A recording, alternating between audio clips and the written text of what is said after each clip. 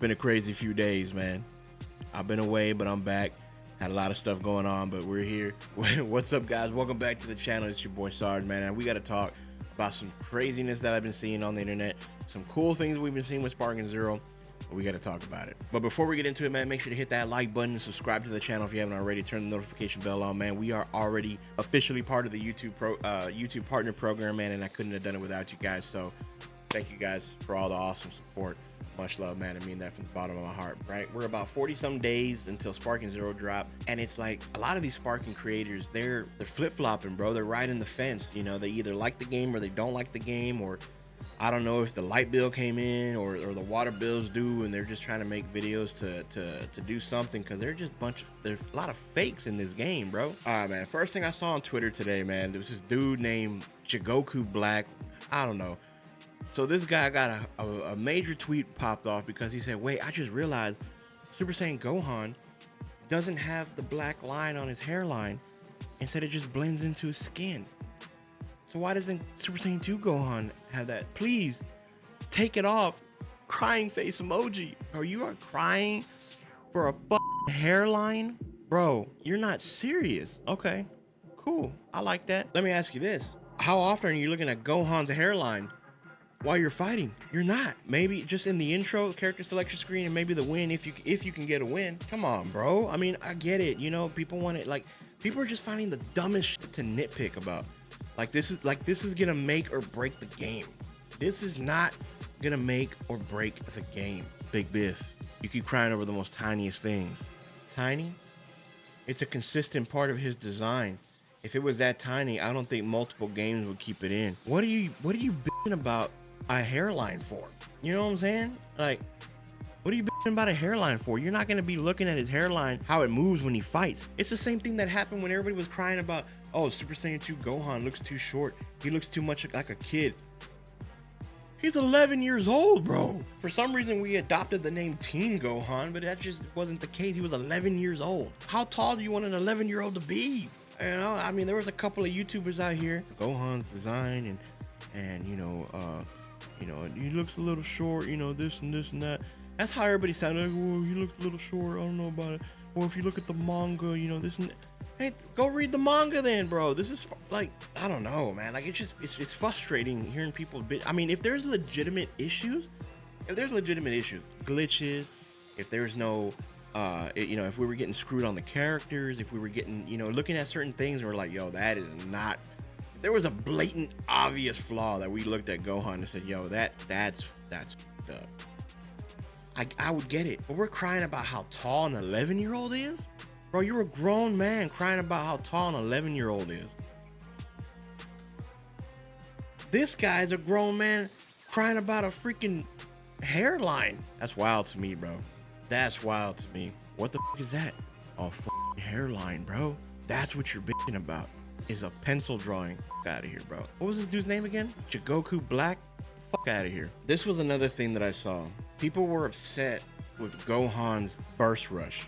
Telling you guys, people are just trying to find shit to complain about, man. I'm not gonna play the audio from the video, but if you recognize who it's from, then you know who it's from. But let's just see what homeboy had to say about the burst rush. So he's talking about the burst rush at this point, kind of saying, yo, this is where it's at.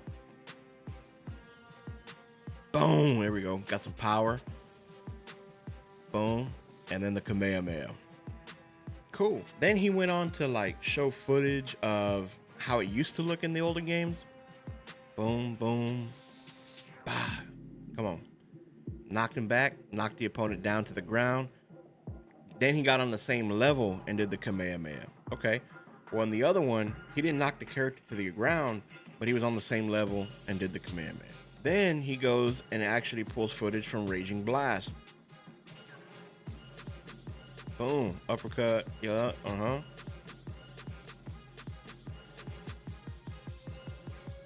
Drops him to the ground. And he does the Kamehameha from the air. Now, three very similar moves that end in the same way, just executed a little bit differently. Is that big of a deal? No. But people are reaching and saying, yo, they messed up Gohan's ultimate. They better fix it before the game's out. Because that's crazy. Because you know who else said that? This guy. This guy had to put his 2 cents in about Gohan's burst rush attack, and he made a whole rant about how the game developers aren't taking it seriously. They're messing up the ultimate attacks. I don't know what his broke ass is bitching about. He ain't gonna play the game anyway. It don't come out on old gen consoles. I don't know, man. Yo, like it's crazy, bro. Like there's so many people that are just yapping to yap instead of putting out legitimate content and legitimate concerns. Now we did get some good stuff. There was some beam clash footage that we saw from the IGN and the Gamescom and how it's actually been adjusted. Now I'm hearing a lot of people say like they like this change. It's not huge, but at least it's not like as overwhelming, right? Because the constant zooming in, zooming out, zooming in, zooming out. And where Nanogenics, when he posted the video, this is the newer one for Gamescom. Ultimate again, but not exactly, because I thought it was cool that you could. Yo, Twitter has such shit like video quality. Key clash with an orb type attack. Now I'm just tapping triangle. You're supposed to. It's a little slowed down. It's not as invasive, you know, and stuff like it's cool. It's a nice little change. Here, it does. It's definitely a nice change to the beam clash. Now, I still feel like not every character should be going into like this dimension breaking beam clash, but at the same time, it's like you really got to ask yourself, how many times are you actually going to be beam clashing as Sparky? Now we did get to see some actual upgrades to the characters, some graphic designs. This was Vegeta back at the Summer Game Fest. This is him now, much more pristine, a lot more fine-tuned, if you will. I like it. There's Goku. Boom, more facial expressions. Love it. They even went as far as fixing the fingers. It was kind of weird. Definitely looks a lot cleaner in the bottom cut. And one of the best things too is that we got was that the game got sped up. They were comparing footage of Goku's combinations and his hits and all that, and it's like the game is so much faster. So many different creators are talking about, yo, the game felt faster. It just feels amazing, and that's a dub.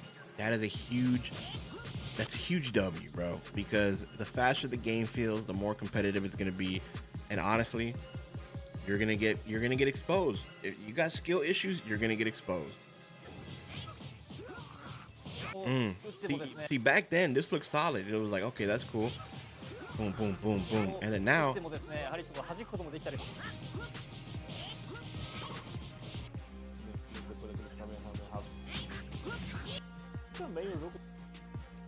That's perfect to me. Now I wanted to switch topics real quick to two things: the character select screen and the roster.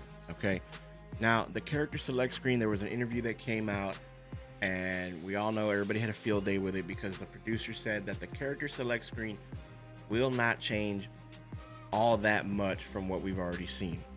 Okay, fine, but at the same time, it's like people came out and said they'll be similar to what they have now, and this will potentially be how it looks like on launch. Now, I don't know where people got this information from. I don't know if somebody made it. It looks like fan-made shit, but at the same time, I would take something like this. I've been saying that the roster for the character, or the character selection screen, needs to be condensed.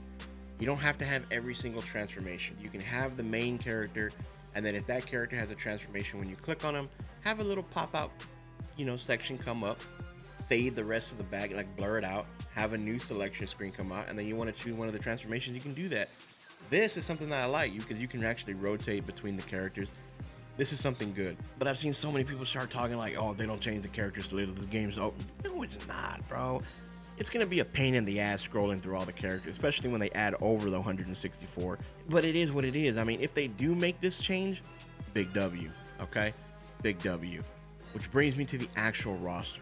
We have to get off this high horse of like, if GT's not added, if movie villains aren't added, this game is gonna fail. This game is not gonna fail, bro. We have so many characters that are going to be added. Dragon Ball has yet to be announced. Anything outside of what we've already seen for Super, and of course we need the rest of the Buu saga to be added. We still got a long ways to go.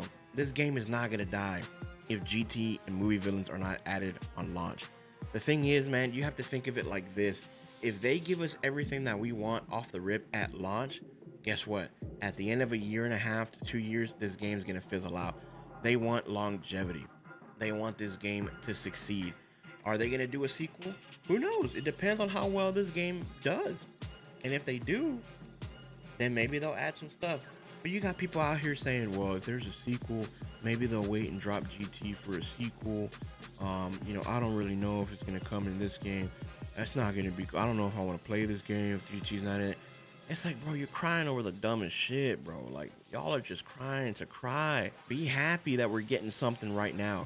Yeah, you don't have to settle for shit, but what they're giving us is great. It's amazing, and people are loving it that they actually got their hands on it. Y'all are just finding shit to bitch about just to make videos for what? Because your water bills due? Last thing I want to talk about is this Ben Gunn guy, bro. Like, I've been hearing some shit that happened. Apparently, this guy got flown out to Gamescom, or I don't even know. He just saved up money and went. But apparently he was invited. I don't know. But he made this whole big old deal that he's gonna upload video footage and nobody can use it. And he plastered his name all over the video to where you couldn't take it out. It's right in the middle of everything. That boy a menace to society, bro. He out here copyright striking YouTubers for using his content. I don't know, man. There's been a lot of stuff been going on over the last few days.